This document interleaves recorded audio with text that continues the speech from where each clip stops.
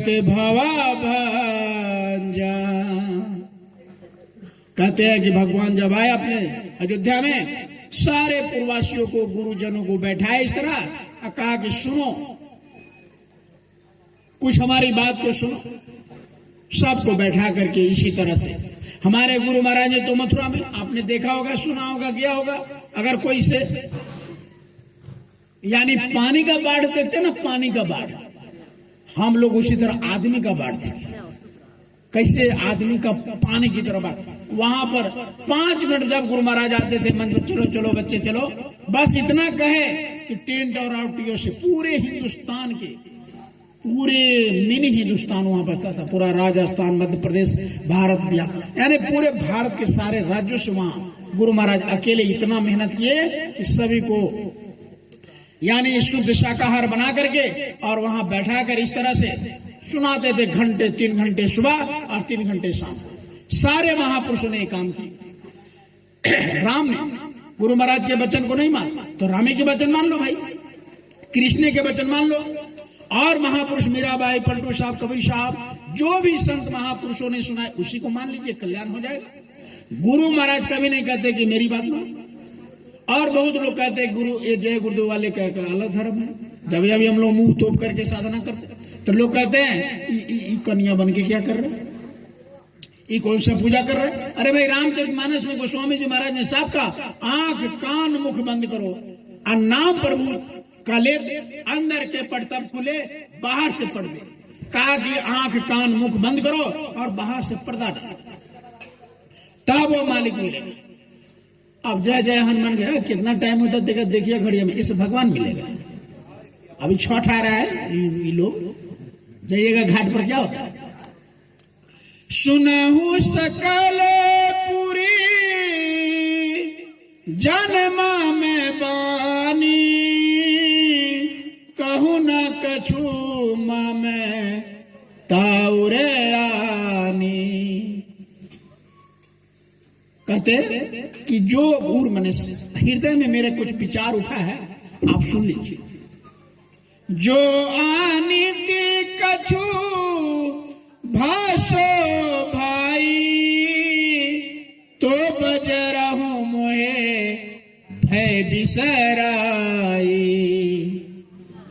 सोई सेवक प्रियतम मम सोई, ममे अनुशासने माने जोई। कहते कि सुनो, मैं कुछ भी बोलूं अनीति की बात तो हमको भय बिसराई, यानी भय छोड़ करके रोक दीजिएगा। अगर कोई अनीति की बात कहे जो अनीति भाषो भाऊ, तो बजरहु मैं भय बिसरा। बजरहु मैंने डांटना। भगवान राम करते उसी रामचरितमानस में, हम नहीं बोल रहे, आपके रामचरितमानस में गोस्वामी जी उत्तरकांड में लिखते कि जो बजरहु भय बिसरा, यानी हमको रोक दीजिएगा। अगर अनीति का, हित का बात करो, हित की बात न लगे तो हमको बंद कर देना। लेकिन हमारा प्रिय कौन होता है?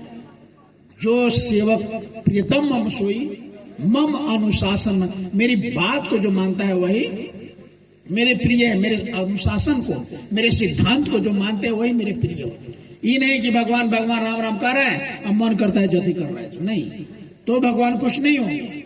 उनके अनुसार से चलना। उन्होंने क्या कहा आगे सुनिएगा। बड़े भागे मनुष्य तने पावा, सुर दुर्लभ सदे ग्रंथ ही गावा। साधन धाम मोक्ष करे द्वारा, जाई न पाई परलोके सवारा। कहते हैं भगवान हे पूर्ववासियों, ये अयोध्यावासियों, ये जो शरीर मिला है हमको और आपको, बड़े सौभाग्य से। आगे क्या कहते हैं? सुर दुर्लभ सब। सुर किसको कहते हैं? देवताओं को। दुर्लभ किसे कहते हैं? जो समान न मिलता उसको दुर्लभ कहते हैं। तो कहते हैं भगवान राम कि देखो जिसको जिसको इस शरीर मिल गया है, ये बहुत बड़ा सौभाग्य का बात है, बड़े भागी हैं, बड़े भाग मनुष्य तन पावा। ये नहीं कहा कि बड़े भाग हाथी तन पावा, बड़े भाग ऊंट तन पावा, उन्हें कहा 3.5 के हाथ के आदमी को कहा बड़े भाग मानुष तन पावा। उसमें भी नहीं कहा अहिर तन पावा कि राजपूत तन पावा कि तेली तन पावा कि मतलब मुसलमान तन पावा। मानुष जात पात पूछे नहीं कोई, हरि के भजे सो हरि की हुई। भगवान का वही होता है। अब देखो मीरा राज खानदान की, राजपूत खानदान की, राणा वो खानदान की थी, बड़े संत बन गई, साधक बन गई। उनके गुरु चमार जूता काटते थे। अब इतने छोट जाति में आ गए रविदास जी महाराज, छोट जाति कि भगवान को प्राप्त कर लिए, और भगवान को प्राप्त कर लिए तो महारानी चित्तौड़ की महारानी मीरा अपने राजपाट पर लात मार करके उसकी शिष्य बन गई। यानी इतना हरिजन चमार जाति को गुरु बना लिया। उस जमाने में गांव में वैसे लोग आते थे तो उसको सड़क को धुआते थे कि नापाक हो गया। उस जमाने में मीरा छत्री उनकी गुरु बना लिया।